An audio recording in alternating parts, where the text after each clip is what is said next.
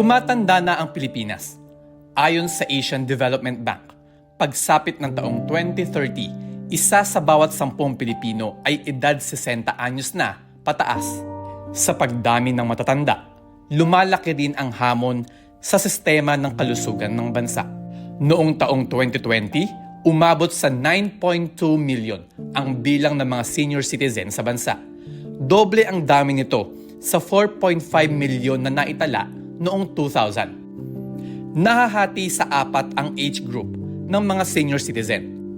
Una, ang tinatawag na young old o mga edad 60 hanggang 74 years old. Middle old o edad 75 hanggang 84 years old.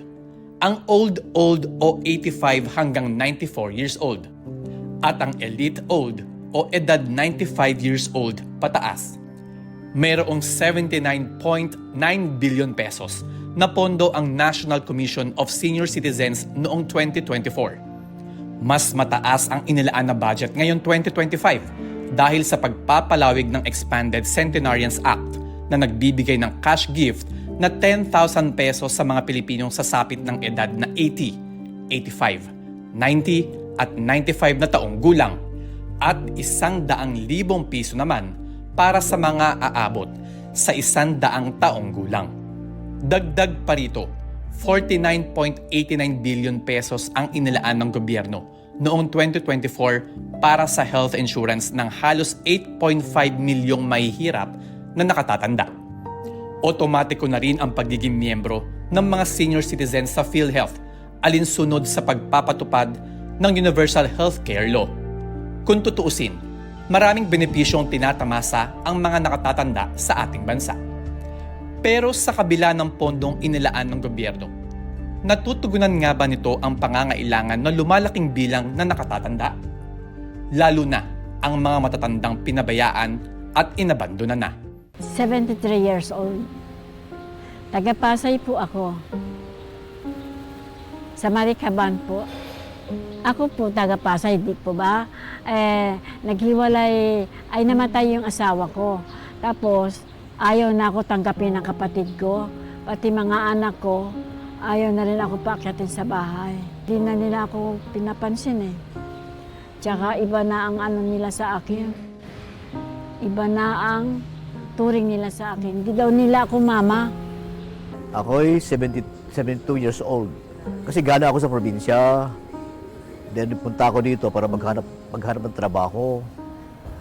Tumira ako dun sa bahay ng aking kapatid, na lalaki sa Balintawak. And after 2 years, namatay yung kapatid ko. Namatay. Na atake sa puso, namatay siya. So, nung namatay na siya, yung dalawa niyang anak na lalaki, against sa pag-stay ko sa bahay nila. So, umalis na lang ako doon. Nakilala namin sina Lola Clarita at Lolo Elpidio sa Graces o Golden Reception and Action Center for Elderly and Other Special Cases na kilala dati bilang Golden Acres. Isa itong elderly care facility na pinamamahalaan ng Department of Social Welfare and Development o DSWD sa National Capital Region.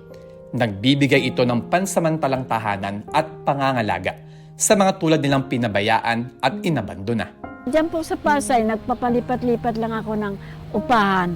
Naupa ako kasi nagsusweldo pa ako sa BHW, sa center, BHW, Barangay Health Worker, 4,000. Oo, tama lang talaga sa paupa sa bahay at sa pagkain. So, sa umaga, naghahanap ako ng pagkain ko, bibili ako. Kaya nga nang makuha ko to yung greatest na ito, wala nang problema. Pagising ko, kakain ako. Tsaka nagpapakain pa. Sabi ko, wala pa kaming, pinaglalaba pa kami. At tsaka, naasikaso pa kami maligo. Kaya nga, sabi ko, dito na lang siguro ako mamamatay. Kasi ayoko na bumalik sa mga kapatid ko. Dito na lang siguro ako mamamatay. O wala na akong kamag-anak na Kasi yung kapatid ko na nag-iisa, kasi dalawa kami magkapatid dalawang lalaki. Nung namatay yung kapatid ko, bunso yan, bunso. Ako yung panganay. Sa pamamagitan ng Graces, nakakuha sila ng bagong tahanan. Isang kwarto lang kami, tabi-tabi kami ng teras, tabi-tabi kami ng sofa. Oo, kama. Isang kwarto lang, tapos isang banyo din napakalaki. Lahat kami doon, sabay-sabay. Maganda. Malakas ang tubig. May mga kaibigan po kayo. Oo, kaibigan na namin lahat, pero nag-aaway-aaway rin minsan. Ay, hindi. Oh. Hindi ako nalulungkot. Ako, actually nga, nagkaroon ako ng peace of mind pa nga kung tutuusin Oo. Kasi akalain mo, sa labas ako, masyado akong aburido. Kasi wala na akong matirahan na bahay na. Yung bahay namin sa probinsya, pinagbili ng aking kapatid nung may sakit noon. Subalit, aapat lamang ang pampublikong pasilidad tulad ng Graces sa buong bansa. Ang kapasidad ng Graces po ay 190. Although 190 yung ating kapasidad, pero sa ngayon ay bumibilang na po tayo dun sa 250 na lolo't lola na narito po sa Graces. Sila po ay, karamihan sa kanila ay galing sa lansangan. Natagpuan po either abandoned or neglected, or yung iba sa kanila ay at loss, yung due to Alzheimer's or dementia, minsan nakakalimutan nila o hindi nila alam kung paano umuwi sa kanilang tahanan. Kaakibat ng pagtanda ang pagkakasakit. So, number one siguro yung pain, no, and cognitive problems. So, sa pain, kasama dyan mga osteoarthritis, no, kasama dyan yung mga rheumatoid arthritis, gouty arthritis, kasama din dyan yung mga low back pain kasi nangihina ang muscles, sa sarcopenia, tawag natin, lumiliit yung mga muscles ng matatanda. Kasama din dyan yung mga pagbabago sa katawan na dulot ng pagtanda. Ibig sabihin, hindi talaga siya totally sakit, pero ito ay dahil tumatanda tayo, may nararamdaman po tayo. Pangalawa dyan, sabi ko, cognitive impairment. So, naandyan yung dementia, no? Pagkaulyanin, nandyan yung depression, nalulungkot dahil wala nang kasama sa buhay, na sila ay na-abandon na, no? Naiwan na ng mga anak na nagtatrabaho sa ibang bansa. At nandyan din po yung mga delirium, dulot ng mga infeksyon na nagkakaroon sa mga pasyente natin. And lastly po, yung tinatawag natin chronic metabolic diseases. Ano itong chronic metabolic diseases? Ito yung diabetes, no? Halimbawa, dati pa silang may diabetes, nung sila ay mga 50, dala-dala nito sa kanilang pagtanda. Hypertension, no? Mga heart problems, cardiovascular diseases, mga thyroid disorders. Malaki ang kakulangan ng mga geriatric doctor o mga doktor na espesyalista para sa kalusugan ng mga nakatatanda. Kung ikukumpara ito sa mahigit 9.2 milyon na mga senior citizen, lalabas na sa bawat doktor ay kailangang umasikaso ng tinatayang 61,333 na matatanda. So right now, there are only around 150 na practicing geriatric medicine specialists all over the country. So konti pa lang po kami. Nasa 300 po ang listahan namin. Hindi katulad noong 1970s na nasa 52 to 55 ang life expectancy. Ngayon ang life expectancy natin ay umaabot na ng 80 years old. So, dumadami ang matatanda at kaakibat ng pagtanda ang maraming maaring mga impeksyon, maaring mga pagbabago sa katawan na hindi natin maiintindihan.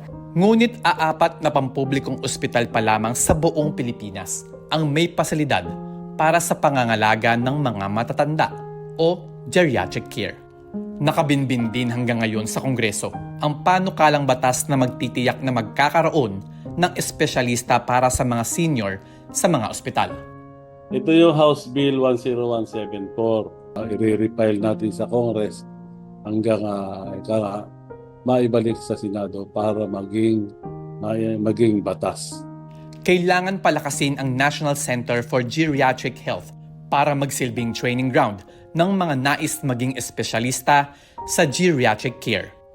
May mga hakbang na rin dati sa Senado para sa pagtatatag ng Philippine Institute of Aging para pag-aralan ang mga pangangailangan ng mga matatanda sa bansa. Pero ni isa rito, walang nakalusot nitong 19th Congress. Habang may katulad ni na Lola Clarita at Lolo Elpidio na inabandona na ng pamilya. May mga katulad naman ni Lola Susan na mas pinipili ang magtungo sa lansangan para makatulong sa mga anak. Byuda na ako. Ilan taon na po kayo? 72 coming July. Bakit po kayo, kasi kanina nakita ko po namin kayo doon Bakit po kayo nandun? Wala akong magawa sa bahay dati. Nagluluto ako ng mga walang puhunan. Hindi nila alam na nagaganyan ako. Naiinip ako sa bahay. Ayaw ko yung hingi doon, dito. May pangangailangan ako, hingi dito, hingi doon. Yan ang ayaw ko. Kasi ako, may sakit. Siyempre, gamot. Kaya yung kinikita ko iba rito, nakalaan sa loob. May diabetic ako, may kidney failure ko, saka rheumatic ako. Kaya hindi ako nagpapakawala ng gamot. Kahit na may edad na, tinutulak pa rin ng kahirapan ang mga tulad ni Lola Susan para manlimos. Pero hindi lahat ng mga matatanda sa lansangan ay may uuwi ang pamilya.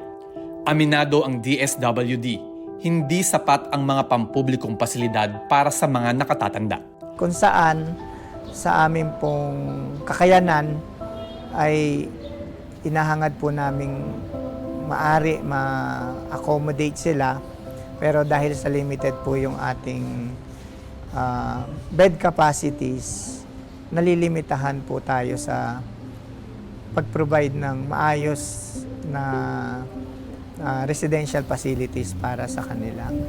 Malaking pasasalamat ng DSWD sa mga pribadong organisasyon na nagbibigay ng donasyon o nagsasagawa ng outreach sa kanila.